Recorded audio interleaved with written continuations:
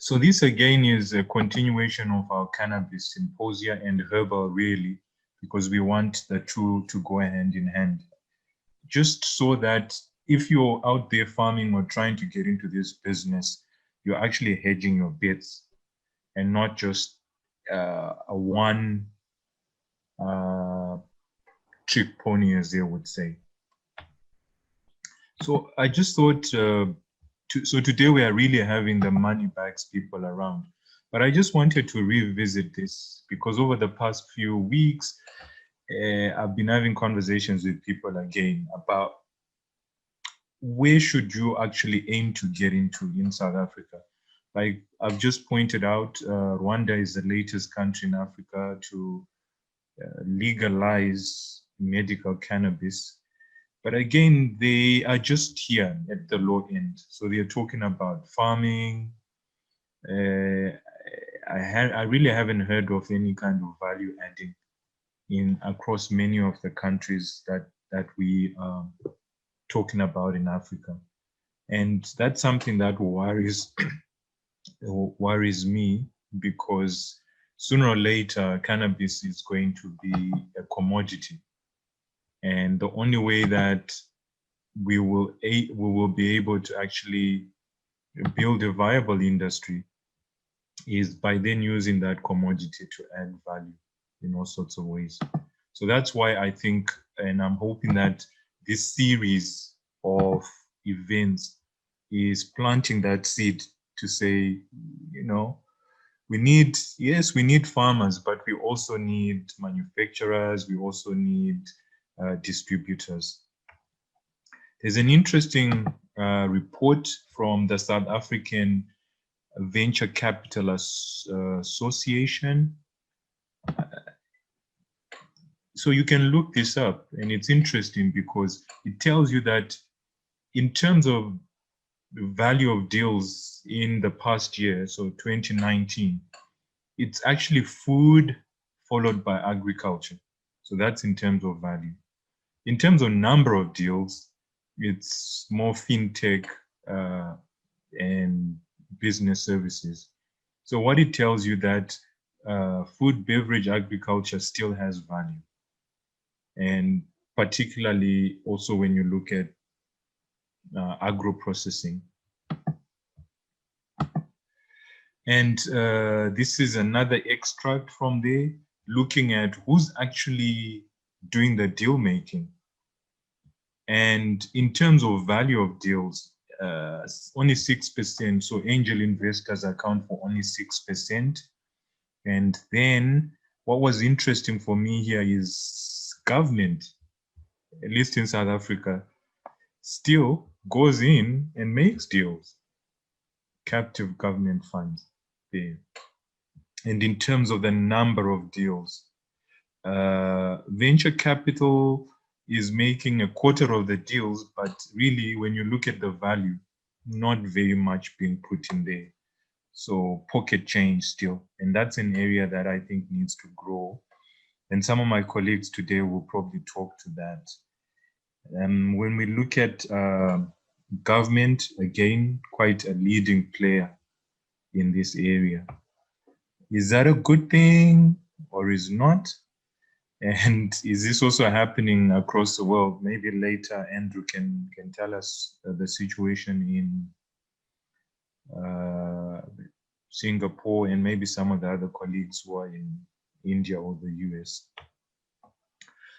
And then I wanted to come back to this and to just show that when you split this further, again, you'll see that it's manufacturing that is attracting the most amount of support.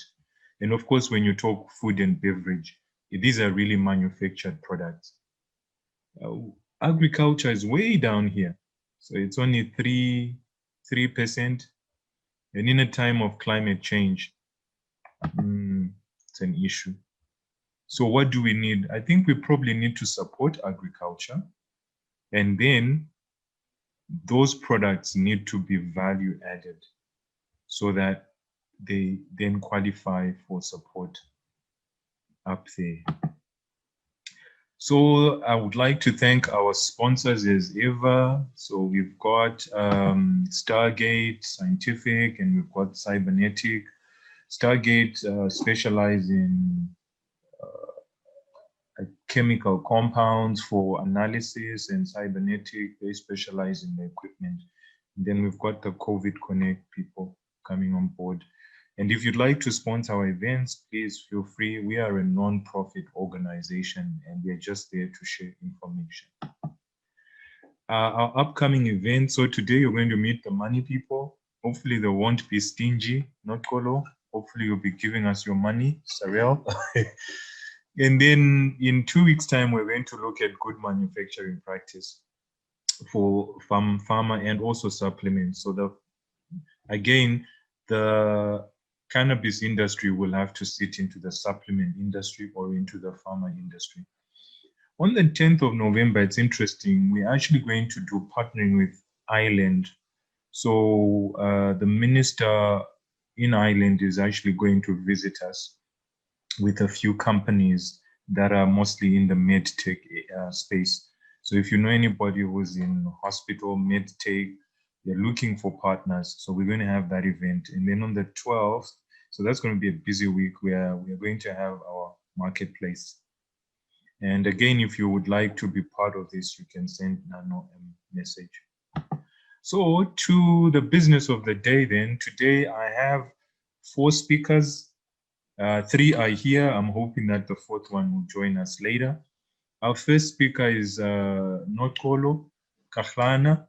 I think it's fair to say we've become good friends. So COVID has been good. I was introduced on this platform to Nokolo, and we've been talking a lot about all the interesting things that she does, and including funding emerging farmers. So she will tell us about that and use a business case of Coca-Cola Beverages Africa. And then we will have Sarah Visa that I've also just met him, nice guy, and he's going to talk about venture capital, which is something a lot of us as entrepreneurs know very little about. So he will probably give us a bit of a master class around that. Yogesh Jamtani from Buffalo Extraction, thank you for coming. So I prevailed on Yogesh to come and talk about vendor financing for equipment, because I also get a lot of requests about, okay, we've got a license, we've got a farm, but how do we actually sustainably finance our operation? And one of those ways of doing it is through vendor financing. So Yogesh, thank you very much. In South Africa, we are lucky that there are government incentives. So, Tsepiso hopefully will come through. Otherwise, we will just have to find another time. The other thing with Tsepiso is that you can actually look her up and look her portfolio up, because a lot of the information she'll share is also on the website. So without further ado, I will give it over to Nokolo.